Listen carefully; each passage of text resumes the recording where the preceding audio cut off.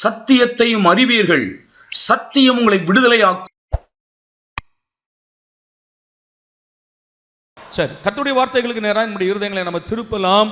ஏசாயா தீர்க்கதரிசியின் புஸ்தகம் 61ஆம் அதிகாரம் முதல் வசனத்தை நம்ம எல்லாரும் சேர்ந்து வாசிக்கலாம்.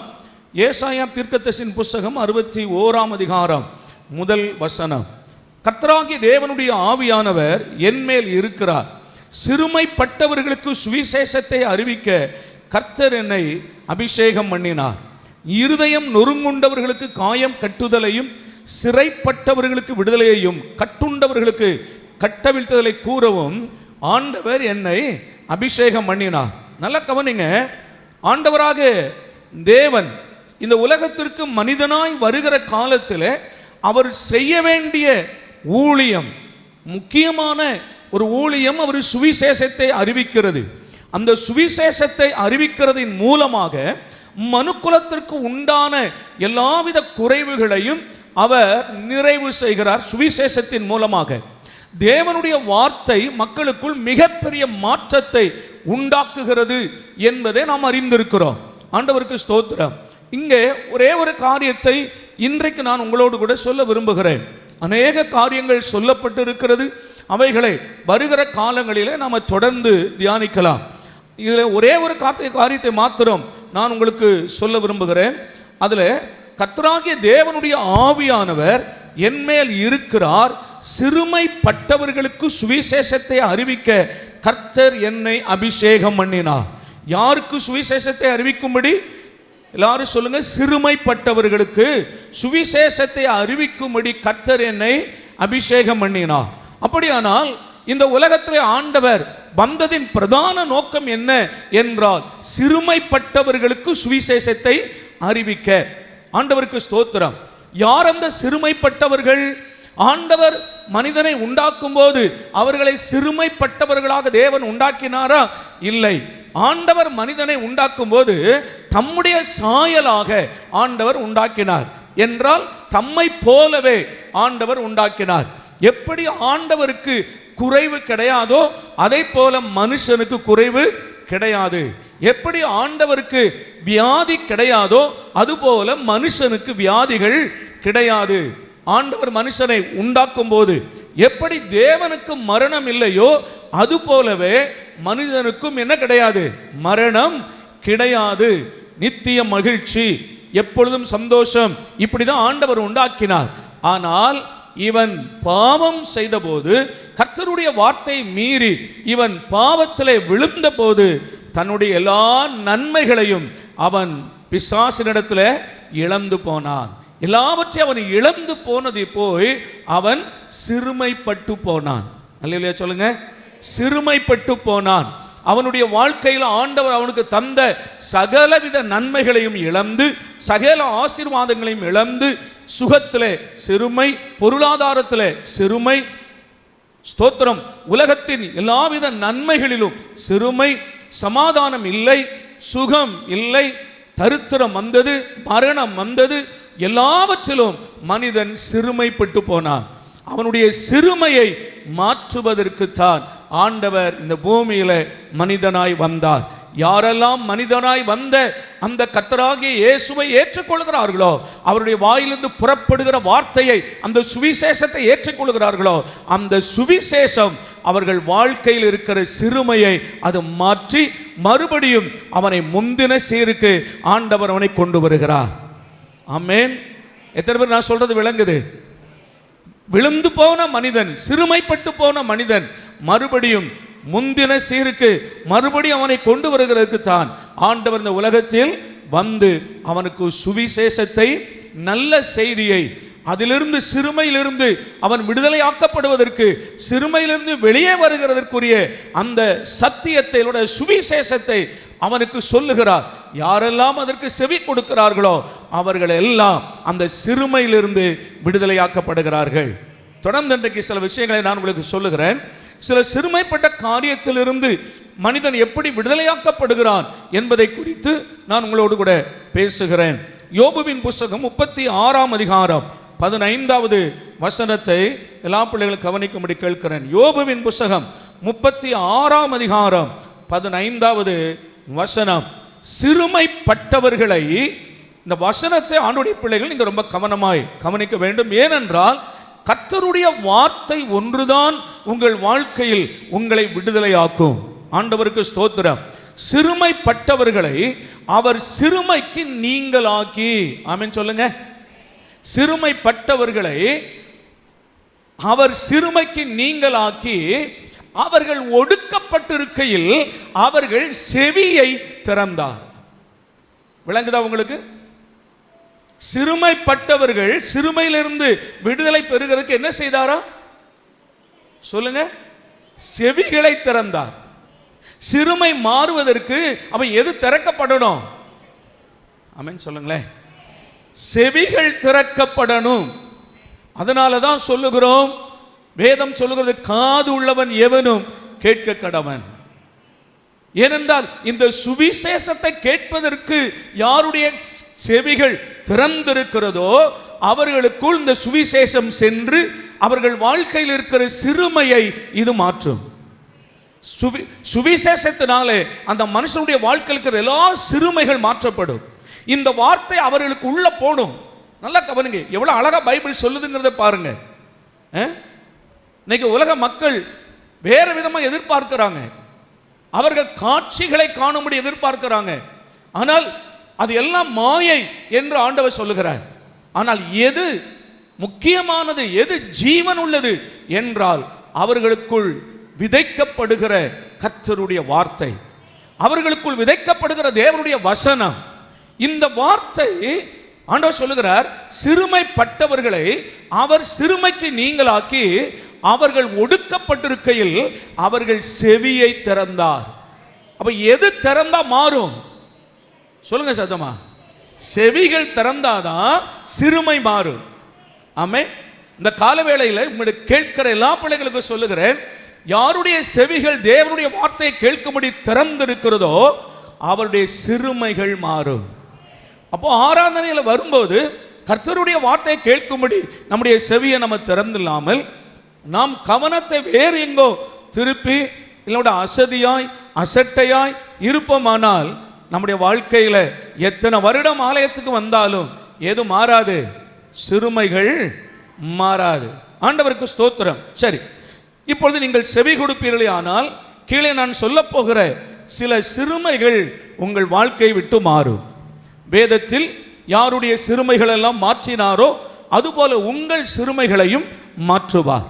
இதை கேட்கிற உங்கள் செவிகள் திறந்திருந்தால் அவைகள் இருதயத்தில் போய் அந்த விதைகள் விழும். அவைகள் 30, 60, 100 பலன் கொடுத்து உங்கள் சிறுமைகள் மாறும். அல்லேலூயா. முதலாவது யாத்ராமத்தின் புஸ்தகம் 3ஆம் அதிகாரம் 17வது வசனத்தை வாசிக்கலாம். யாத்ராமத்தின் புஸ்தகம் 3ஆம் அதிகாரம் 17வது வசனம். நான் உங்களை எகிப்தின் சிறுமையிலிருந்து நீக்கி. எல்லாரும் வாசிக்கும் போது அந்த வார்த்தைகளை நன்றாய் அப்படியே நீங்க உள்ள விழுங்கி கொள்ளுங்க. எரேமியா சொல்லுவார், உம்முடைய வார்த்தை கிடைத்த உடனே நான் அதை உட்கொண்டேன். அந்த வார்த்தைகள், தேவனுடைய வசனம் யாருக்கு உள்ளே போகிறதோ அவர்களுக்கு உள்ளே ஒரு பெரிய மாற்றம் உண்டாகும். அதில் எந்த சந்தேகமும் இல்லை. ஆனால் தேவனுடைய வார்த்தை உள்ளே போகாதபடி இருதயங்கள் முட்களாகவோ கடினமாகவோ இருக்குமானால் ஆண்டவருக்கு ஸ்தோத்திரம், அது மாறணும். அல்லேலூயா.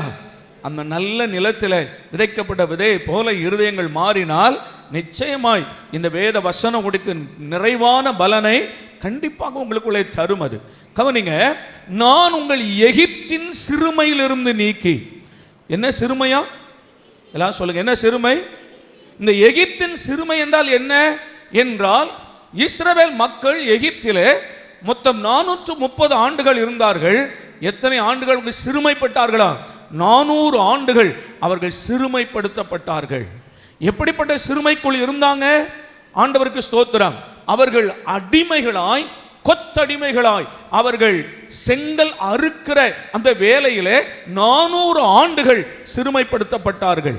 அவர்கள் செய்கிற வேலைகளுக்கு சரியான கூலி கிடையாது. அவர்களுக்கு மரியாதை கிடையாது, எந்த அந்தஸ்தும் இல்லை, உயர்வுகள் இல்லை. ஆண்டவருக்கு ஸ்தோத்திரம். அவர்கள் மிகவும் சிறுமைப்படுத்தப்பட்ட மக்களாக 400 ஆண்டுகள் இருந்தார்கள். மாத்திரமல்ல, அவர்களுக்கு உதவி செய்வார் யாரும் இல்லை. அநியாயம் நடக்கும்போது கேட்பதற்கு நாதி இல்லை. ஏன் அப்படி சொல்லுகிறேன் என்றால், அவர்கள் பலுகி பெருகாதபடிக்கு அவர்கள் ஆண் பிள்ளைகளை எல்லாம் நைல் நதியிலே போட்டு கொலை செய்தார்கள். அதை கேட்பதற்கு எந்த விதமான அங்கே சட்டமும் இல்லை, எந்த விதமான அவர்களுக்கு ஆதரவும் இல்லை. அந்த ஜனங்கள் அத்தனையாய் அவர்கள் சிறுமைப்படுத்தப்பட்டார்கள். ஆண் பிள்ளைகள் எல்லாம் கொலை செய்யப்பட்டார்கள். அவ்வளவாய் சிறுமைப்பட்டு அவர்கள் கடினப்பட்டு கொண்டிருந்த, கஷ்டப்பட்டு கொண்டிருந்த அந்த நாட்களில் தான் கர்த்தர் இந்த சுவிசேஷத்தை ஆண்டவர் சொன்னார். ஆமென். கீழே தொடர்ந்து வாசிக்கிறேன். நான் உங்களை எகிப்தின் சிறுமையிலிருந்து நீக்கி பாலும் தேனும் ஓடுகிற தேசமாகிய கானானியர், ஏத்தியர், எமோரியர், பெரிசியர், ஏவியர், எபூசியருடைய தேசத்துக்கு கொண்டு போவேன் என்றும் சொன்னேன் என்றார் என்று சொல்லு. அல்லேலூயா சொல்லுங்க. இப்ப இந்த சிறுமையில் இருக்கிற மக்களை பார்த்து ஆண்டவர் சொல்லுகிறார், இந்த சிறுமையிலிருந்து நான் உங்களை நீக்கி உங்களை நான் எங்கே கொண்டு போவேன்? இன்னொரு இடத்துல சொல்லுகிறது, பாலும் தேனும் ஓடுகிற கானான் தேசத்திற்கு நான் உங்களை கொண்டு போய் சேர்க்கும்படி இறங்கினேன். இதுதான் என்ன செய்தி? சுவிசேஷம். ஆமென் சொல்லுங்க. இதுதான் நல்ல செய்தி. சிறுமையில் இருக்கிற மக்களுக்கு சொல்லப்பட்ட ஒரு நற்செய்தி என்ன? அடிமைத்தனத்தில் இருக்கிற, சிறுமையில் இருக்கிற அந்த மக்களுக்கு ஆண்டவர் சொல்லுகிறது என்ன? நான் உங்களை அந்த சிறுமையிலிருந்து உங்களை நான் விடுவிப்பேன். இன்றைக்கும் அன்றைக்கு எப்படி இஸ்ரவேல் மக்கள் எகிப்தில் சிறுமையில் இருந்தார்களோ அதை போலவே இன்றைக்கும் அநேக மக்கள் இந்த உலகத்தின் சிறுமையில் இருக்கிறார்கள். அவர்களை பிசாசானவன் சிறுமைப்படுத்தி வைத்திருக்கிறான், இன்னும் அடிமைத்தனத்தில் வைத்திருக்கிறான். அவருடைய ஆஸ்திகளை அழிக்கிறவனாக, அவர்களை அடிமைப்படுத்துகிறவனாக, சுயாதீனம் இல்லாதவர்களாக பலவிதமான சிறுமைக்குள்ளே அந்த மக்களை வைத்திருக்கிறான். விடுதலை இல்லை. அப்படிப்பட்ட மக்களுக்கு ஆண்டவர் சொல்லுகிறார், நான் உங்களை எகிப்தின் சிறுமையிலிருந்து நான் உங்களை நீங்களாக்குவேன். அல்லேலூயாவா. எகிப்தின் சிறுமையிலிருந்து நான் உங்களை நீங்களாக்குவேன். இந்த காலவேளையில் வந்திருக்கிற பிள்ளைகளுக்கு சொல்லுகிறேன், ஆண்டவர் சொல்லுகிறார், உங்கள் முந்தின காலத்தில் நீங்கள் இருந்ததான அடிமைத்தன வாழ்க்கை, முந்தின காலத்தில் இருந்த சிறுமைகள் எல்லாவற்றையும் நான் உங்களை விட்டு நீக்குவேன். இதுதான் சுவிசேஷத்தினால் வருகிற விடுதலை. நான் உங்களை நீக்குவேன். நீக்கிறது மாத்திரம் அல்ல, நான் உங்களை எங்கே கொண்டு போவேன்? பாலும் தேனும் ஓடுகிற கானான் தேசத்திற்கு. சரி, நான் அப்படியே புதிய ஏற்பாட்டுக்கு வருகிறேன். அன்றைக்கு எகிப்தின் சிறுமையில் இருந்த மக்களை விடுதலை செய்வதற்கு ஆண்டவர் யாரை எழும்ப பண்ணினாரா? மோசேயை கர்த்தர் எழும்ப பண்ணி கர்த்தர் அனுப்பி அவர்களை சிறுமையிலிருந்து வெளியே கொண்டு வந்தார். ஆனால் புதிய ஏற்பாட்டு காலத்தில் ஆண்டவர் எல்லா மக்களுடைய சிறுமைகளை மாற்றுவதற்கு, அந்த சிறுமையிலிருந்து பிசாசனுடைய கரத்திலிருந்து விடுதலை செய்வதற்கு கர்த்தர் யாரை அனுப்பினாரா? பரமபிதா யாரை அனுப்பினார்? கர்த்தராகிய இயேசுவை 2000 ஆண்டுகளுக்கு முன்பு இந்த உலகத்தில் ஆண்டவர் அனுப்பினார். அவர் வந்து சிறுமைப்பட்டவர்களுக்கு சுவிசேஷத்தை பிரசங்கிக்கிறவராய் வந்தார். இந்த உலகத்தில் யாரெல்லாம் சிறுமைக்குள் இருக்கிறார்களோ அத்தனை பிள்ளைகளுக்கும் ஆண்டவர் அதிலிருந்து விடுதலையை தருகிற தேவனாய் அவர் உலாவினார். கல்வாரி சிலுவையில் மரித்து உயிர்த்தெழுந்து இன்றைக்கு உயிருள்ள தேவனாய் நம்முடைய மத்தியில் இருக்கிறார். யாரெல்லாம் அவரையும் அவர் சொன்ன வார்த்தைகளை விசுவாசிக்கிறார்களோ அவர்களை சிறுமையிலிருந்து கர்த்தரவர்களை விடுவிக்கிறார். நான் இந்த காலை வேளையை சொல்லுகிறேன், கர்த்தராகிய இயேசுவை யாரெல்லாம் ஏற்றுக்கொண்டு அவர் மேல் விசுவாசம் வைத்து அவருடைய வார்த்தைக்கு தன்னை அர்ப்பணிக்கிறார்களோ அத்தனை பிள்ளைகளையும் கர்த்தர் சிறுமையிலிருந்து கர்த்தர் நீங்களாக்கி விடுகிறார். இனி சிறுமையை காண மாட்டீர்கள். சிறுமையை கர்த்தர் உங்களை விட்டு நீக்கினார். இனி எகிப்தின் சிறையிருப்பு உங்களுக்கு இல்லை, அதனுடைய சிறுமை உங்களுக்கு இல்லை என்று கர்த்தராகிய ஆண்டவர் சொல்லுகிறார். ஆண்டவருக்கு ஸ்தோத்திரம். 2:35 சங்கீதம் 10வது வசனத்தை வாசிக்கலாம்.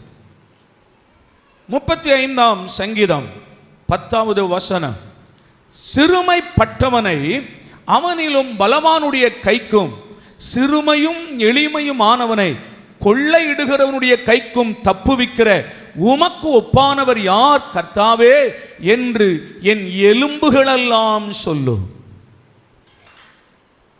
ஆமென். வரவே மாட்டேங்குது. இந்த வசனம் உங்களுக்குள்ள போகுதா அப்படின்னா ஒரு ஆமென் வந்திருக்கணுமா இல்லையா? மறுபடியும் வாசிக்கட்டுமா? சிறுமைப்பட்டவனை அவனிலும் பலவானுடைய கைக்கும் சிறுமையும் எளிமையுமானவனை கொள்ளையிடுகிறவனுடைய கைக்கும் தப்புவிக்கிற உமக்கு ஒப்பானவர் யார் கர்த்தாவே என்று என் எலும்புகளெல்லாம் சொல்லும். அது என்ன என் எலும்புகளெல்லாம் சொல்லும்? உங்களுக்கு ஏதோ புரியுதா? என் எலும்புகளெல்லாம் என்ன செய்யுமா? சொல்லும். என் எலும்புகள் பேசும். எதை பேசும்? சிறுமையானவனை அவனிலும் பலவானுடைய கைக்கும் சிறுமையும் எளிமையுமானவனை கொள்ளையிடுகிறவனுடைய கைக்கும் தப்புவிக்கிற உமக்கு ஒப்பானவர் யார் கர்த்தாவே என்று என் எலும்புகளெல்லாம் சொல்லும். கர்த்தருடைய மகிமையை என் எலும்புகள் சொல்லும். கர்த்தருடைய வார்த்தையை என் எலும்புகள் சொல்லும். தேவன் எனக்கு என்ன செய்வார் என்று என் வாய் மாத்திரம் அல்ல, என் எலும்புகள் சொல்லும். எத்தனை பேர் விளங்கிச்சு? எனக்கு விளங்கினது, உங்களுக்கு விளங்கினதான் கேட்கிறேன். அல்லேலூயா. அது என்ன எலும்புகள் சொல்லும் என்று நீங்க ஒரு கேள்வி கேட்டீங்கன்னா எப்பொழுதுமே நமக்கு பதில் எங்க இருக்குது? பைபிள்ல இருக்கு பாருங்க. உமது வெளிச்சத்தில் வெளிச்சம் காண்கிறோம். உம்முடைய வெளிச்சத்தில் வெளிச்சம் காண்கிறோம். வேதமே வெளிச்சம். வேதத்திற்கு ஒரு அந்த வேதத்தின் கருகலானவைகளை மறைபொருளை அறிய வேண்டும் என்று தேடினால் வேதத்திற்குரிய மறைபொருளை வேறு எங்கேயும் பார்க்க முடியாது. அதை வேதத்திலேயே தான் பார்க்க முடியும். ஒரு இடத்துல நமக்கு கருகலா இருக்கிறது என்றால் அதற்குரிய வெளிச்சம் இன்னொரு வசனத்தினால் என்ன செய்யும்? அது வெளிப்படும். இங்கே சொல்லுகிறது என் எலும்புகளெல்லாம் சொல்லும். எதை? தேவனுடைய வார்த்தையை என் எலும்புகளெல்லாம் சொல்லும். அது எப்படி எலும்புகள் சொல்லும் என்றால் எரேமியா தீர்க்கதரிசன புத்தகத்தில் இருந்து நமக்கு விளக்கம் இருக்கிறது. எரேமியா 20ஆம் அதிகாரம் 9வது வசனத்தில் இதற்குரிய விளக்கம் அங்கே கொடுக்கப்பட்டிருக்கிறது. ஆதலால் நான் அவரை பிரஸ்தாபம் பண்ணாமலும், நல்லா கவனிக்கணும், நான் அவரை பிரஸ்தாபம் பண்ணாமலும் இனி கர்த்தருடைய நாமத்திலே பேசாமலும் இருப்பேன் என்றார். ஆனாலும் அவருடைய வார்த்தை என் எலும்புகளில் அடைபட்டு எரிகிற அக்கினியை போல் என் இருதயத்தில் இருந்தது. ஆமென் சொல்லுங்க. கர்த்தருடைய வார்த்தை எங்கே இருந்தது? கர்த்தருடைய வார்த்தை எங்கே இருந்ததா? என் எலும்புகளில். ஆமென். விளங்கிச்சா? நான் அவரை பிரஸ்தாபம் பண்ணினால் அதனால எனக்கு என்ன பிரச்சனை வருகிறது? மக்கள் எனக்கு எதிராக எழும்புகிறார்கள். எரேமியாவின் காலத்தில் ஆண்டவர் எரேமியாவை கொண்டு வரப்போகிற தீங்கை தீர்க்க தரிசனமாக ஆண்டவர் எரேமியாவை கொண்டு பேசினார். அப்ப எரேமியாவை கொண்டு பேசும்போது ஜனங்கள் அவனுக்கு எதிராக எழும்பினார்கள். என்னை கொஞ்சம் கவனிங்க. எதிராக எழும்பினார்கள். ஏன் எதிராக எழும்பினார்கள்? எந்த எரேமியா அந்த மக்களுக்கு ஆசீர்வாதமான தீர்க்க தரிசனத்தை சொன்னாரோ அதே எரேமியா இந்த மக்கள் மேல் வருகிற ஆபத்தையும் அழிவையும் சொன்னார். நேபுகாத் நேச்சாரின் மூலமாய் ஜனங்களுக்கு பெரிய ஆபத்து வரப்போகிறது என்பதை எச்சரித்தார். நீங்கள் மனம் திரும்ப வேண்டும் என்று சொன்னார். ஆகையால் எரேமியாவுக்கு மிகவும் தொல்லை கொடுத்தாங்க. அந்த மக்கள் எரேமியாவை அடித்தார்கள். எரேமியாவை ரொம்ப துன்பப்படுத்தினார்கள். ஆண்டவருக்கு ஸ்தோத்திரம். ஆமாவா? அல்லேலூயா. ஜனங்களுக்குள் இருக்கிற ஒரு மன பக்குவம் என்ன தெரியுமா? எந்த ஊழியக்காரன் மூலமாக ஆசீர்வாதமான வார்த்தைகளை மக்களுக்கு சொன்னாரோ, மக்கள் கேள்விப்பட்டார்களோ, அப்பொழுது சந்தோஷப்படுவார்கள். ஆமா தானே? அவர்களை ஆசீர்வதிக்கும் போது அப்பாவாக பார்ப்பார்கள். அவர்களை நீங்கள் அரவணைத்துக் கொள்ளும் போது அப்பாவாக எண்ணுவார்கள். ஆனால் அவர்கள் தவறு செய்யும்போது நீங்கள் அவர்களை கண்டித்தால் உடனே சத்துருவாய் மாறுவார்கள். இதுதான் மனிதனுடைய இருதயம். அல்லேலூயாவா, அல்லேலூயா, ஆண்டவருக்கு ஸ்தோத்திரம். ஆனால் தாவீதை போல ஒரு இருதயத்தை தேவன் நமக்கு தரணும். ஆண்டவருக்கு ஸ்தோத்திரம். தாவீது தவறு செய்தபோது அவனை உணர்த்துவிக்கிறதற்கும் அவனை எச்சரிக்கிறதற்கும் ஆண்டவர் நாத்தான் தீர்க்கதரிசியை ஆண்டவர் அனுப்பினார்.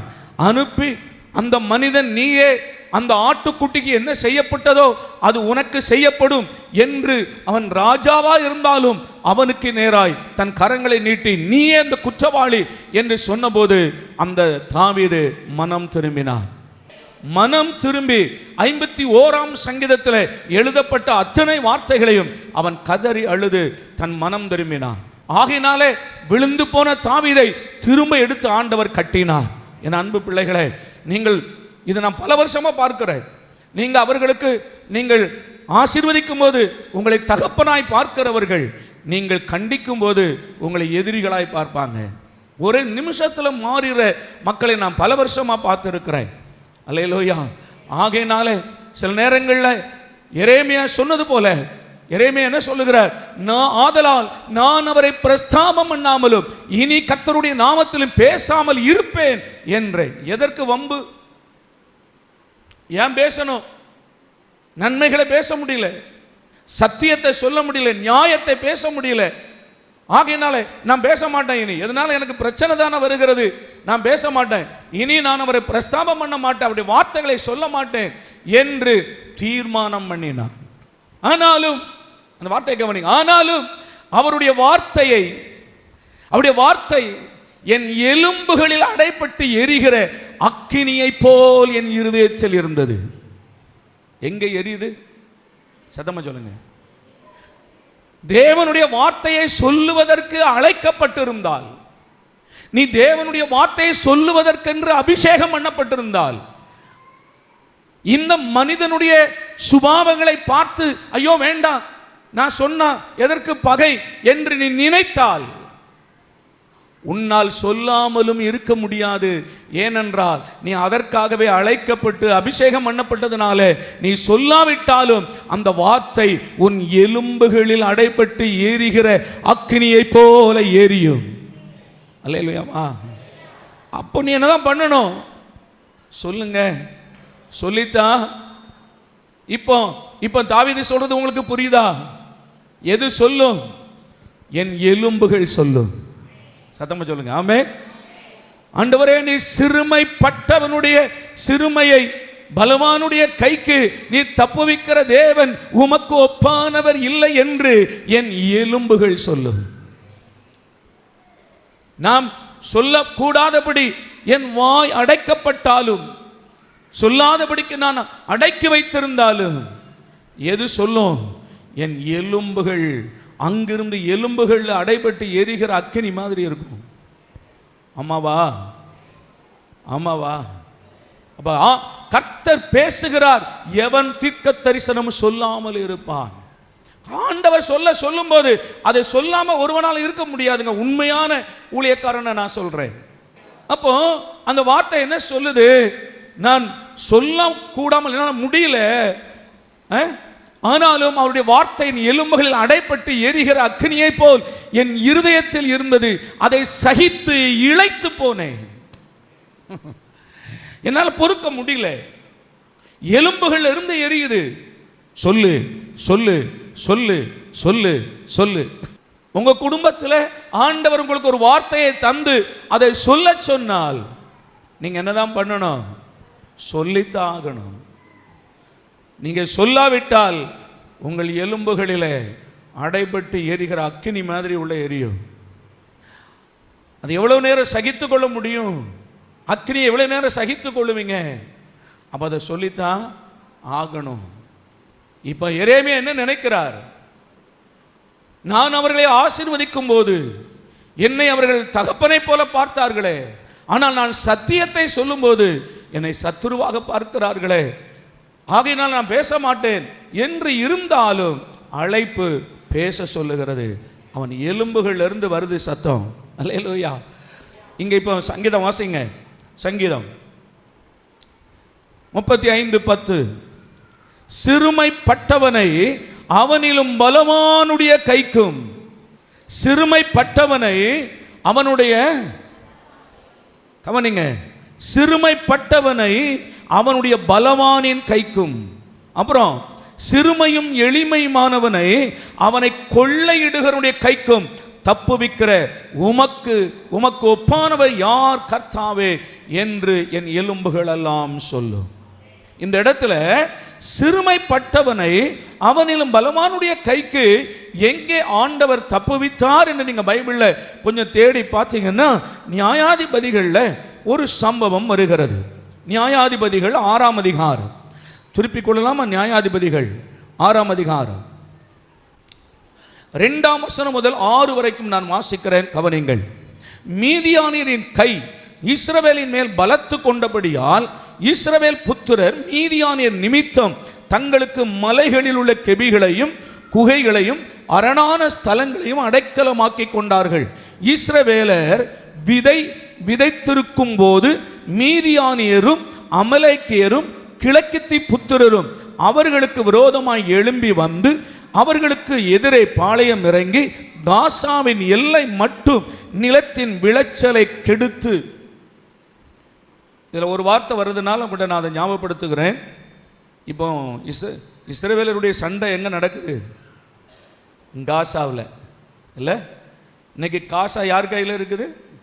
இல்லை, காசா இஸ்ரேல் கையில் இல்லை. அந்த தீவிரவாத குழு பெயர் என்ன? ஹமாஸ். அவங்க கையில் இருக்குது. இது யாருக்கு சொந்தமான நிலம்? இஸ்ரவேலுக்கு சொந்தமான நிலம். விளங்குதா உங்களுக்கு? சரி, இப்போ நான் அப்படியே வந்துடுறேன். அவர்களுக்கு எதிரே பாளையம் இறங்கி காசாவின் எல்லை மட்டும் நிலத்தின் விளைச்சலை கெடுத்து இஸ்ரவேலிலே ஆகாரத்தை ஆகிலும் ஆடு மாடுகள் கழுதைகளை ஆகிலும் வைக்காதே போவார்கள். அவர்கள் தங்கள் மிருக ஜீவன்களோடும் தங்கள் கூடாரங்களோடும் வெட்டுக்கிளிகளைப் போல் திரளாய் வருவார்கள். அவர்களும் அவர்கள் ஒட்டகங்களும் எண்ணி முடியாதவைகளாயிருக்கும். இந்த பிரகாரமாக தேசத்தை கெடுத்துவிட அதிலே வருவார்கள். இப்படி மீதியானியராலே இஸ்ரவேலர்கள் மிகவும் சிறுமைப்பட்டார்கள். அல்லேலூயா. விளங்கிச்சா? எப்படி சிறுமைப்பட்டார்களா? இஸ்ரவேலர்கள் விதைத்திருப்பார்கள். ஒரு விவசாயி கேட்டா தெரியும், விவசாயம் என்பது ரொம்ப லேசான காரியம் அல்ல. ஏதோ சும்மா காலையில் எழும்பி கொஞ்சம் விதைகளை பையில் எடுத்துக்கொண்டு போய் அப்படி தூற்றி விட்டு வருகிறதுக்கு அல்ல. அந்த விதைகளை விதைப்பதற்கு முன்பு எவ்வளவு கடினமாய் அங்கே உழைத்து அந்த நிலங்களை பண்படுத்தி அதில் விதைக்கிறார்கள் என்று அவர்களை கேட்டாதான் தெரியும்.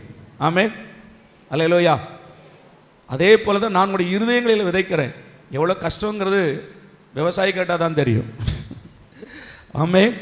சரி, இப்போ அவ்வளோ கஷ்டப்பட்டு விதைத்து அதை பாதுகாத்து அதை வளர்த்து உரமிட்டு அதற்கு அறுவடைக்கு காத்திருக்கிற நேரம். அடுத்த வாரம் அறுக்கலாம். அறுவடை செய்து எதிர்காலத்திற்கு வாங்கின கடனை அடைப்பதற்கு முதலீட்டை சம்பாதிக்கிறதுக்கு எடுக்கலாம் என்று இருக்கிற காலத்தில் மீதியானியர், அமலேக்கியர், கிழக்கத்தி புத்திரர் எல்லாரும் வந்து என்ன செய்வாங்களா? அறுத்துட்டு போயிடுவாங்க. இப்படி இஸ்ரவேலர்கள் சிறுமைப்படுத்தப்பட்டார்கள். சங்கீதத்தில் என்ன வாசிக்கிறோம்? சிறுமைப்பட்டவர்களை அவர்களிலும் பலவானுடைய கைக்கு தப்புவிக்கிற உமக்கோப்பானவர் யார்? அல்லேலூயா. எது சிறுமை?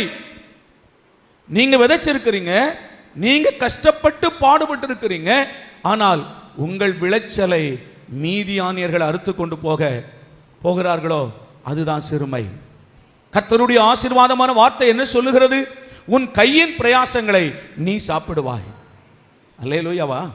உன் கையின் பிரயாசங்களை நீ காலையிலிருந்து மாலை வரை உழைக்கிற, உன் வேர்வை சிந்தி ரத்தம் சிந்தி சம்பாதிக்கிற உன் பணத்தை, உன் பொருளாதாரத்தை யார் சாப்பிடணும்? நீயும் உன் வீட்டார். அவர்களுக்குத்தான் அந்த தார்மீக உரிமை இருக்கிறது. காலையிலிருந்து மாலை வரைக்கும் வாரம் முழுவதும் மாதங்கள் நீ உழைத்த பணத்தை யாரோ ஒருவன் எடுத்துக்கொண்டு போகிறது, அது ஆசீர்வாதமா? இல்லை. நீ சம்பாதிக்கிற பணத்தை வேற ஒருவன் அனுபவிக்கிறது, அது தேவனுடைய திட்டமா? இல்லை. ஆண்டவருக்கு ஸ்தோத்திரம். இஸ்ரவேலர்கள் விதைத்து அறுவடைக்கு காத்திருக்கும் போது மீதியானவர்கள் அறுத்து கொண்டு போனார்கள். இப்படி இஸ்ரவேலர்கள் சிறுமைப்படுத்தப்பட்டார்கள். இந்த காலவேளையில் ஆண்டவருடைய பிள்ளையை அந்த சங்கீதத்தில் நீங்க கவனிங்க அந்த வார்த்தையை, சிறுமைப்பட்டவனை ஆண்டவரே அவனிலும் பலவானுடைய கைக்கும். என்ன, இஸ்ரவேலர்கள் சிறுமைப்பட்டு போனாங்க. 3 மிகப்பெரிய ராஜாக்கள் சிறுமை வர்றாங்க, அவர்கள் பலவான்கள். மீதியானியர்கள் வர்றாங்க, ஆண்டவருக்கு ஸ்தோத்திரம். அப்புறம் அமலேக்கியர் வர்றாங்க, கிழக்கத்தி புத்திரர். 3 பெரும் கூட்டம் வருகிறது. அவர்கள் இவர்களிலும் பலவான்களாக இருக்கிறார்கள். இந்த காலவேளை சொல்லுகிறேன், தேவனுடைய பிள்ளையே, உன்னிலும் பலவான்களாக இருந்து உன்னுடைய ஆஸ்திகளை எல்லாம் கொள்ளையிடுகிறார்களோ, நீ சம்பாதிக்கிறவைகள் எல்லாம் வியாதி உன்னிலும் பலவானாக இருந்து உன் சம்பாத்தியத்தை எல்லாம் அது அழித்து கொண்டிருக்கிறதோ, கர்த்தர் இன்றைக்கு அந்த பலவானுடைய கைக்கு உன்னை தப்புவிப்பாராக. உன்னுடைய எல்லா சிறுமையையும் கர்த்தர் மாற்றுவார். இந்த பலவானுடைய கைக்கு தப்புவிக்கிறதுக்கு ஆண்டவர் ஒரு பராக்கிரமசாலி எழுப்பினார். அவன் பெயர் கிதியோன். ஆமென். இந்த புதிய ஏற்பாட்டு காலத்தில் யார் அந்த பலவான், யார் கொள்ளையிடுகிறவன்? யோவான் 10ஆம் அதிகாரம் சொல்லுகிறது, திருடன் திருடவும் கொல்லவும் அழிக்கவும் வருகிறான், அவனே கொள்ளைக்காரன். ஆமென். அவன் எதையெல்லாம் கொள்ளையடிக்கிறானோ, அவன் எதையெல்லாம் திருடி கொண்டு போகிறானோ, அவனுடைய கைக்கு தப்புவிக்கிறதற்கு தான் மிகுந்த பராக்கிரமசாலியான கர்த்தர் யூத ராஜசிங்கம் 2000 ஆண்டுகளுக்கு முன்பு இந்த உலகத்தில் அவர் அவதரித்தார். அவர்தான் இந்த பலவானுடைய கைக்கு நம்மை தப்புவிக்கிறவர். அவர்தான் எல்லா சத்துருவின் கரங்களுக்கு நம்மை தப்புவிக்கிற தேவன். அவர் இந்த உலகத்தில் நமக்காய் அவனை சிலுவையிலே கர்த்தர் ஜெயித்தார். அவனை சிலுவையிலே ஆண்டவர் மேற்கொண்டார். ஆண்டவருக்கு ஸ்தோத்திரம். சிலுவையிலே ஆண்டவர் அவனை முறியடித்தார். அவனுடைய சிறுமையிலிருந்து கர்த்தர் நம்மை விடுதலை ஆக்கினார். ஆமென். எத்தனை விசுவாசிக்கிறீங்க? கர்த்தர் நம்மை விடுதலை ஆக்கினார். 3 சகரியாவின் புஸ்தகம் 10ஆம் அதிகாரம் 2வது வசனம். சகரியாவின் புஸ்தகம் 10ஆம் அதிகாரம் 2வது வசனம் வாசிக்கலாம். சுரூபங்கள் அபத்தமானதை சொல்லிட்டு குறி சொல்லுகிறவர்கள் பொய்யை தரிசித்தார்கள். சொப்பனக்காரர் வீணானதை சொல்லி வியர்த்தமாக தேற்றரவு பண்ணினார்கள். ஆகையால் ஜனங்கள் ஆடுகளைப் போல சிதறி மேய்ப்பன் இல்லாததினால் சிறுமைப்பட்டார்கள். அல்லேலூயா. நீங்க இந்த வசனம் மிகவும் ஆழமான ஒன்று. ஆண்டவருடைய பிள்ளைகள் கவனமா கவனிங்க. மேய்ப்பன் இல்லாததுனால அந்த ஜனங்கள் என்ன பண்ணாங்களா? சிறுமைப்பட்டார்கள். எப்படி? ஏன் அங்கே ஆண்டவர் மேய்ப்பனை கொண்டு வருகிறார்? மேலிருந்து கவனிங்க.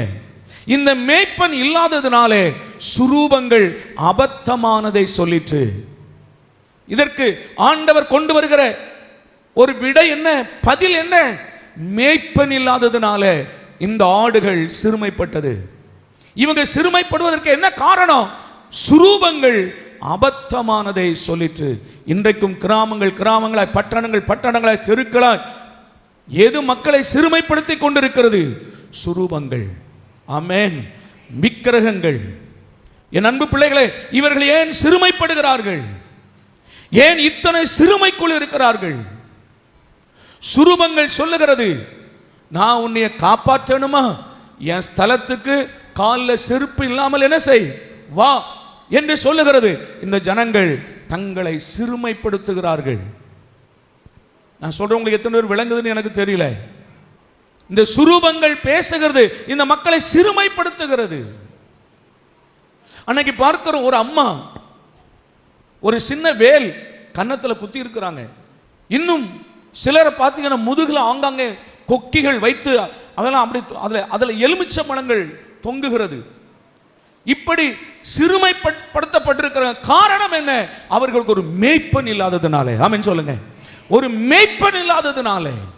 ஆண்டவருடைய பிள்ளையே, கர்த்தர் உனக்கு ஒரு மேய்ப்பனை தந்திருக்கிறார் என்றால் உன்னை சிறுமையிலிருந்து கர்த்தர் உன்னை விலக்குவதற்காக. ஆமென். நல்லா கவனிங்க. சுரூபங்கள் அபத்தமானதை சொல்லிட்டு குறி சொல்லுகிறவர்கள் பொய்யை தரிசித்தார்கள். குறி சொல்றவன் எப்படி சொல்றான்? கண்ணை மூடிக்கொண்டு கையில எதையோ ஒன்று வைத்துக்கொண்டு எதையோ தரிசிக்கிறான். ஆமாவா? எதையோ தரிசிக்கிறான். அதை எதை தரிசிக்கிறான்? பொய்யை தரிசிக்கிறான். இந்த உலகத்தில் அவன் வைத்திருக்கிற பேய்கள், அசுத்தாவிகள் அவனுக்கு ஏதோ ஒரு பொய்யை தரிசனமாய் காண்பிக்கிறது. அதை குறி சொல்றவன் சொல்றான். பொய்யை தரிசிக்கிறான். சொப்பனக்காரர் வீணானதை சொல்லி வியர்த்தமாக தேற்றரவு பண்ணினார்கள். இவன் பாவம் செய்துட்டு இவன் நிற்கிறவனை பார்த்து பயப்படாதே, உனக்கு ஒன்றும் வராது. எரேமியாவின் காலத்தில் எரேமியாவுக்கு எதிராக அப்படித்தான் மற்ற தீர்க்கதரிசிகள் எல்லாம் அந்த ஜனங்களை தேற்றரவு பண்ணினார்கள். எரேமியா சொன்னார், நேபுகாத்நேச்சார் வந்து நம்மளை சிறைப்பிடிப்பான், கொல்லுவான், தேவாலயத்தை இடிப்பான் என்று சொல்லும்போது அவர்கள் இந்த தேவாலயத்தை இடிப்பான் என்று நீ சொல்லுவாயா என்று எரேமியாவை பிடித்து அடித்தார்கள். அவன் தேவன் சொன்னதை சொன்னான். ஆனால் அங்கே இருக்கிற மற்ற தீர்க்கதரிசிகள் எல்லாம் தங்கள் இருதயத்தில் உள்ளதை பொய்யை தரிசித்து பேசினார்கள். அவர்கள் போற்றப்பட்டார்கள், அவர்கள் வெகுமானம் பெற்றார்கள், மதிக்கப்பட்டார்கள். ஆனால் சத்தியத்தை சொன்ன எரேமியா அடிக்கப்பட்டான், கிணற்றில் தூக்கி போடப்பட்டான். அன்று மாத்திரம் அல்ல, இன்று வரைக்கும் நீங்களும் நானும் ஆராதிக்கிற கர்த்தர் பாவம் செய்தாரா? பொய் சொன்னாரா? இல்லையா? பிலாத்துக்கு முன்னால் நிற்கும் போது ஆண்டவர் சொல்லுகிறார், நான் சத்தியத்திற்கு சாட்சியாய் வந்தேன். அவன் கேட்கிறான், சத்தியமா? அது என்ன? ஏன்னா அவனுக்கு சத்தியம் என்னன்னு தெரியாது. ஆனா இன்றைக்கு நமக்கு தெரியும். எத்தனை பேர் சொல்றீங்க இன்னைக்கு நமக்கு சத்தியம் தெரியும்? பவுல் கலாத்திய சபைக்கு சொல்லுகிறார், நான் சத்தியத்தை சொன்னதினால் சத்துருவானேனோ? மக்களை தேற்றரவு பண்ணினால் அவர்களுக்கு வெகுமதி கிடைக்கும். நீங்க தப்பு பண்ணினாலும் பரவாயில்ல பிரதர் சிஸ்டர், உலகத்தில் செய்யாததா நீங்க செஞ்சிட்டீங்க, மற்றவங்க செய்யாத பாவத்தையா நீங்க செய்துட்டீங்க, கவலைப்படாதீங்க, கர்த்தர் அன்புள்ளவர், மன்னிப்பார் அப்படின்னா குட் பாஸ்டர். கவனிக்கொண்டு அந்த வார்த்தைகளை, சுரூபங்கள் அபத்தமானதை சொல்லிட்டு குறி சொல்லுகிறவர்கள் பொய்யை தரிசித்தார்கள், சொப்பனக்காரர் வீணானதை சொல்லி வியர்த்தமாக தேற்றரவு பண்ணினார்கள். ஆகையால் ஜனங்கள் ஆடுகளைப் போல் சிதறி மேய்ப்பன் இல்லாததினால் சிறுமைப்பட்டார்கள். கடவுள் தேவன் நமக்கு ஒரு மேய்ப்பனை தந்ததினால் உங்கள் வாழ்க்கைக்கு தேவையான அத்தனையும் இங்கே இருந்து சொல்லப்படுகிறது. ஆனால் மக்களுக்கு அது இல்லாததினாலே அவர்கள் திங்கட்கிழமை ஒரு இடத்திற்கு, செவ்வாய்க்கிழமை இன்னொரு இடத்திற்கு, புதன்கிழமை ஒரு குறி கேட்கிறவன் இடத்திற்கு, வெள்ளிக்கிழமை ஜோசியக்காரத்தில் அவர்கள் அலைந்து திரிகிறார்கள். ஆனாலும் ஆத்துமாவில் சமாதானம் இல்லை. காரணம் மேய்ப்பன் இல்லாததினாலே. நீங்க அப்படியே புதிய ஏற்பாட்டுக்கு வாங்க, வேதம் சொல்லுகிறது. மார்க் எழுதின சுவிசேஷம் 6ஆம் அதிகாரம் 34ஆம் வசனம், 6:34. இயேசு கரையில் வந்து அநேக ஜனங்களை கண்டு அவர்கள் மேய்ப்பன் இல்லாத ஆடுகளைப் போல் இருந்தபடியால், அவர்கள் மேல் மனதுருகி, கவனிங்க, அவர்கள் மேய்ப்பன் இல்லாத ஆடுகளைப் போல் இருந்தபடியால் அவர்கள் மேல் மனதுருகி 5 அப்பத்தையும் 2 மீனையும் எடுத்து ஆசீர்வதித்து எல்லாரும் சாப்பிட்டு திருப்தி ஆகுங்கள் என்று சொன்னார். அப்படியா? நம்ம அப்படிதான் எதிர்பார்ப்போம். அங்க என்ன சொன்னாரா? அவர்கள் மேல் மனதுருகி அநேக காரியங்களை அவர்களுக்கு உபதேசிக்க தொடங்கினார். அப்போ அவர்கள் வாழ்க்கையில் இருக்கிற சிறுமை மாறணும்னா, இந்த மேய்ப்பன் இல்லாத ஆடுகளைப் போல சிதறப்பட்டு அலைகிறார்களே, இவர்கள் வாழ்க்கை மாறணும்னா அவர்களுக்கு என்ன சொல்லணும்? சத்தியத்தை, சுவிசேஷத்தை அவர்களுக்கு சொல்லணும். அதற்காகத்தான் அந்த உலகத்திற்கு அவர் வந்தார். அந்த மேய்ப்பன் இல்லாத ஆடுகளைப் போல இருக்கிற அந்த மக்கள் மேல் மனதுருகி அவர்களுக்கு அநேகம் காரியங்களை உபதேசம் பண்ணினார். அப்ப எது அவர்களை மாற்றுகிறது? எது அவர்களை ஆசீர்வதிக்கிறது, சிறுமையிலிருந்து மாற்றுகிறது? தேவனுடைய வார்த்தை. அல்லேலூயாவா. இப்போ முக்கியமான ஒரு வசனம் வாசிக்க போறோம். இந்த ஜனங்கள் எல்லாரும் ஏன் இப்படி சிதறப்பட்டார்கள், மேய்ப்பன் இல்லாமல் இருந்தார்கள்? அவர்களுக்கு ஆண்டவர் இந்த உலகத்தில் வரும்போது யாராக வந்தார்? நல்ல மேய்ப்பனாக வந்தார். இப்போ அவர் ஒரு வார்த்தையை சொல்றார், வாசிக்கலாமா? எரேமியாவின் புஸ்தகம் 3ஆம் அதிகாரம் 15வது வசனம். எரேமியாவின் புத்தகம் 3ஆம் அதிகாரம் 15வது வசனம். உங்களுக்கு, எல்லாரும் கவனிக்கிறீங்களா? சொல்லுங்க. உங்களுக்கு உங்களுக்கு என் இருதயத்திற்கு ஏற்ற மேய்ப்பர்களை கொடுப்பேன், அவர்கள் உங்களை அறிவோடும் புத்தியோடும் மேய்ப்பார்கள். கவனிங்க. உங்களுக்கு பக்கத்தில் சொல்லுங்க. உங்களுக்கு சொல்லுங்களேன். ஆண்கள் எல்லாரும் என்னைய பார்க்குறீங்க. உங்களுக்கு அங்கே சொல்லுங்களேன். உங்களுக்கு உங்களுக்கு என் இருதயத்திற்கு ஏற்ற, உங்க இருதயத்திற்கு ஏற்ற மாதிரி கொடுத்தா அவ்வளவுதான். நம்ம இருதயத்திற்கு ஏற்ற ஒரு மேய்ப்பனை கேட்டோம்னா, ஒருத்தன் சொல்லுவான், ஆண்டவரே நான் எப்படி வேண்டாலும் வாழுவேன், என்னை கண்டிக்காத ஒரு மேய்ப்பனை தாரு. எனக்கு ஆசை பணம், அதை பற்றி ஆண்டவரே சொல்லுகிற ஒரு மேய்ப்பனை எனக்கு தாரு. ஒருத்தன் சொல்லுவான், நான் தண்ணி போட்டுட்டு வருவேன், அவர் எனக்கு திருவிருந்து தரணும், அதை பற்றி எந்த குறையும் சொல்லக்கூடாது, அப்படி ஒரு மேய்ப்பனை தாரு. இன்னொருத்தன் சொல்லுவான், ஆண்டவரே சத்தியத்தில் நடத்துகிற ஒரு மேய்ப்பனை தார், நாங்கள் குற்றம் செய்தால் எங்களை கண்டிக்கிற ஒரு மேய்ப்பனை தார். இப்படி ஒவ்வொருடைய இருதயம் ஒரு விதமாக இருக்கும். இப்போ ஆண்டவர் சொன்னார், எப்பா உன் இருதயத்திற்கு ஏற்ற மேய்ப்பனை நான் தர முடியாது, என் இருதயத்திற்கு ஏற்ற மேய்ப்பனை உங்களுக்கு தருவேன். எத்தனை வித ஆமென் சொல்லுவீங்க? அல்லேலூயாவா. அப்படியானால் கர்த்தர் எந்த மேய்ப்பனை தந்திருக்கிறார் என்றால், அவர் இருதயத்திற்கு ஏற்ற மேய்ப்பனை தருகிறார். அவர்கள் எப்படி? உங்களை அறிவோடும் புத்தியோடும் மேய்ப்பார்கள். அல்லேலூயா சொல்லுங்களேன்.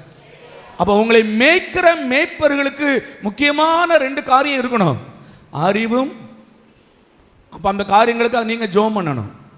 ஆண்டவரே எங்களை மேய்க்கிற மேய்ப்பனுக்கு நல்ல அறிவையும் புத்தியையும் தாரும். ஆண்டவர் ஒவ்வொரு புருஷனையும் உங்கள் குடும்பத்திற்கு ஒரு நல்ல மேய்ப்பனாக தேவன் உங்களை வைத்திருக்கிறார்.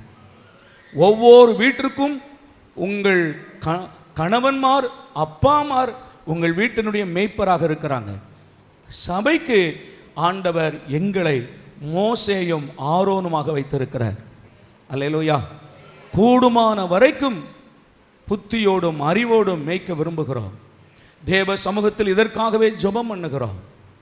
ஏன்னா உலகத்தின் அவங்களோட நம்ம போராடிலாம் ஜெயிக்க முடியல. சில நேரங்களில் அவர்களிடத்தில் இருந்து நம்ம கற்றுக்கொள்கிறோம் நிறைய பாடங்களை. உயிரோடு இருக்கிற நாள் வரைக்கும் கற்றுக்கொண்டு தான் வரணும். ஆண்டவர் என்ன சொன்னார்? என் ஜனங்கள் இப்படி இவர்கள் இவைகளால் சிறுமைப்பட்டு மேய்ப்பன் இல்லாததுனால இந்த ஜனங்கள் என்ன செய்கிறாங்களா? சிறுமைப்பட்டு அலைகிறார்கள். அவர்களுக்கு நான் என் இருதயத்திற்கு ஏற்ற மேய்ப்பனை தருவேன். எனக்கானாலும் பாஸ்டர் சாமுவேலுக்கானாலும் எப்சிக்கானாலும் இந்த சபையை நடத்துகிறதற்கு ஆண்டவரே நல்ல ஞானத்தையும் அறிவையும் புத்தியையும் தாரும் என்று எங்களுக்காய் ஜெபம் பண்ணுங்கள். ஆமென். ஏனென்றால் எங்களில் ஒருவேளை குறைவை காண்பீர்களே ஆனால், குறைவில்லாத மனிதர்கள் யாருமே இல்லை, காண்பீர்களே ஆனால் எங்களுக்காக ஜெபம் பண்ணுங்கள். கர்த்தர் உங்கள் சிறுமையிலிருந்து கர்த்தர் உங்களை முற்றிலுமாய் ஆண்டவர் நீங்களாக்கி உங்களை விடுதலையோடு கூட பிரயாணம் பண்ண தேவன் உதவி செய்வார், பயணம் பண்ண உதவி செய்வார். ஆண்டவர் சிறுமைப்பட்டவர்களுக்கு சுவிசேஷத்தை பிரசங்கிக்கும்படி என்னை அபிஷேகம் பண்ணினார். ஆமென். கர்த்தருடைய சிறுமைகளை மாற்றுவார். எகிப்தின் சிறுமையை மாற்றின தேவன். ஸ்தோத்திரம். மீதியானியருடைய கைக்கு இஸ்ரவேல் மக்களுடைய சிறுமையை மாற்றி கிதியோனை கொண்டு அவர்களை முறியடித்து அந்த சிறுமையை மாற பண்ணினவர். ஒரு நல்ல மேய்ப்பனை தந்து இஸ்ரவேல் மக்களுடைய சிறுமையை மாற்றின கர்த்தர் நம்முடைய வாழ்க்கையில் இருக்கிற எல்லா சிறுமைகளையும் கர்த்தர் மாற்றுவார். அல்லேலூயாவா. நம்ம எல்லாரும் எழுந்து நிற்கலாமா? கரங்களை தட்டி எல்லா பிள்ளைகளும் அல்லேலூயா. நீர் எங்களை காண்கின்ற தேவன், எங்கள் சிறுமையை கண்ணோக்கி பார்த்தவர், எங்கள் சிறுமையை கண்ணோக்கி பார்த்த தேவன். ஹல்லேலூயா, ஹல்லேலூயா, ஹல்லேலூயா. சிறுமைப்பட்ட ஜனங்களை அதிலிருந்து அவர்களை விடுதலையாக்கும்படி ஆண்டவர் இந்த உலகத்தில் சுவிசேஷத்தை சுமந்து கொண்டவராய், அவரே சுவிசேஷமாய் இந்த உலகத்தில் வந்தார். ஆண்டவருக்கு ஸ்தோத்திரம். சிறுமைப்பட்ட ஜனங்கள் சிறுமையிலிருந்து மாறும்படி அவர்கள் செவிகளை ஆண்டவர் திறந்தார். அவன் சிறுமை மாற வேண்டுமானால், மகனே மகளே, முதலாவது உன் வாழ்க்கையில் நடக்க வேண்டிய ஒன்று, உன் செவிகள் திறக்கப்படணும். உன் செவிகள் திறக்கப்பட்டால் தேவனுடைய சுவிசேஷம் உனக்குள் இறங்கும். புல்லின் மேல் பனி இறங்குவது போல உனக்குள் கர்த்தருடைய வசனம் இறங்கும். அது உனக்குள் பெரிய மாற்றத்தை கொண்டு வரும். உன் சிறுமைகள் எல்லாம் மாறும். இனி நீ சிறுமைப்பட்டிராய். உன்னை சிறுமைப்படுத்தின எல்லாருடைய கைக்கும் ஆண்டவர் உன்னை விடுவித்தார். சிறுமைப்படுத்தின எகிப்தியரின் கைக்கு ஆண்டவர் விடுவித்தார். சிறுமைப்படுத்தின மீதியானியரின் கைக்கு தேவன் விடுவித்தார். பொய்யான ஸ்தோத்திரம் சுரூபங்கள் பேசினதும், குறி சொல்லுகிறவர்கள் சொப்பனக்காரர்கள் சொன்னதான எல்லா அபத்தமானதில் ஸ்தோத்திரம் அப்படி சிறுமைப்பட்டு ஒரு மேய்ப்பன் இல்லாமல் சிறுமைப்பட்டு கிடந்த அந்த மக்களுக்கு அவருடைய இருதயத்திற்கு ஏற்ற மேய்ப்பனை தந்தபடினாலே, கர்த்தர் சத்தியத்தை நமக்கு பேசினதுனாலே, சுவிசேஷத்தை நமக்கு அறிவித்ததுனாலே நம்முடைய சிறுமைகள் எல்லாம் மாறினது. நம்முடைய சிறுமைகள் எல்லாம் மாறினது. காரணம், கர்த்தர் அவருடைய இருதயத்திற்கு ஏற்ற மேய்ப்பனை அவர் தந்தபடினாலே அவர் நம்முடைய சிறுமையை மாற்றினார். அல்லேலூயா. அந்த மேய்ப்பனுடைய சத்தத்திற்கு செவி கொடுப்பீர்களே ஆனால் உங்கள் சிறுமை ஒரு நாளும் உங்களை மேற்கொள்ளுவதில்லை. ஸ்தோத்திரம், ஸ்தோத்திரம், ஸ்தோத்திரம், ஸ்தோத்திரம். எத்தனை பேர் என் எலும்புகளெல்லாம் கர்த்தரை பார்த்து அவருடைய மகிமையை சொல்லும், அவருடைய புகழ்ச்சியை சொல்லும். எங்கே நான் என் வாய்களை திறந்து சொல்ல முடியாதபடி என்னை அடக்குகிறார்களோ அங்கே என் எலும்புகள் எல்லாம் சொல்லும். அவருடைய வார்த்தை என் எலும்புகளில் அடைபட்டு எரிகிற அக்கினியை போல் இருக்கிறது. அது என் இருதயத்தை நிரப்புகிறது. என் வாய் கர்த்தாவே உமக்கு ஒப்பானவர் யார் என்று சொல்லும். அதை அடக்க ஒருவனாலும் கூடாது. ஸ்தோத்திரம். சர்வ வல்லமையுள்ள தேவனே, உம்முடைய வார்த்தைக்காக நாங்கள் ஏங்குகிறோம். உம்முடைய வார்த்தைக்காக எவ்வளவு தூரம் வேண்டுமானாலும் நாங்கள் ஓடி வருகிறோம். எவ்வளவு வேணும் செலவு செய்து ஓடி வருகிறோம். எங்களுக்கு தேவை பொன்னிலும் வெள்ளியிலும் விலையேற பெற்ற உம்முடைய வார்த்தை. அதற்காய் நன்றி சொல்லுகிறோம். அது ஒன்றே எங்கள் சிறுமையை மாற்றும் ஆண்டவரே. இன்று மாலை நடக்கிற வேதபாட வகுப்புக்காய் ஸ்தோத்திரம், பைபிள் ஸ்டடிக்காய் ஸ்தோத்திரம் ஆண்டவரே. உம்முடைய சமூகத்தை நாடி மறுபடியுமாய் மாலை ஓடி வருகிறதற்கு ஆண்டவர் கிருபை தருவீராக. ஆண்டவரே, உம்முடைய வசனத்தின் பசியும் வசனத்தின் மேல் இருக்கிற தாகமும் எங்களை கூட்டி சேர்க்கட்டும். உம்முடைய நாமம் மகிமைப்படுவதாக. அதை தொடர்ந்து நடத்துவதற்கு வேண்டிய கிருபைகளை தாரும். உம்முடைய பிள்ளைகளை ஆசீர்வதிக்கிறோம். காணிக்கைகளை என் தேவன் ஏற்றுக்கொண்டு நூறத்தனையாய் உம்முடைய பிள்ளைகளுக்கு திரும்ப தாரும். உம்முடைய கரங்களில் எல்லாவற்றையும் நாங்கள் ஒப்புக் கொடுக்கிறோம். மகிமை அனைத்தும் கர்த்தருக்கே உண்டாவதாக. கர்த்தராகிய இயேசு கிறிஸ்துவின் நாமத்தில் வேண்டிக் கொள்கிறோம் எங்கள் நல்ல பிதாவே, ஆமென். நம்முடைய கர்த்தராகிய இயேசுவின் கிருபையும் பிதாவாகிய தேவனுடைய அன்பும் பரிசுத்த ஐக்கியமும் இன்றும் என்றும் சதா காலங்களில் நம் அனைவரோடும் சகல பரிசுத்தவானோடும் நிலைத்திருப்பதாக. ஆமென். என் ஆத்துமாவே கர்த்தரை ஸ்தோத்தரி, என் முழு உள்ளமே உடைய பரிசுத்த நாமத்தை ஸ்தோத்தரி. என் ஆத்துமாவே கர்த்தரை ஸ்தோத்தரி, கர்த்தர் செய்த சகல உபகாரங்களை மறவாதே. ஆமென்.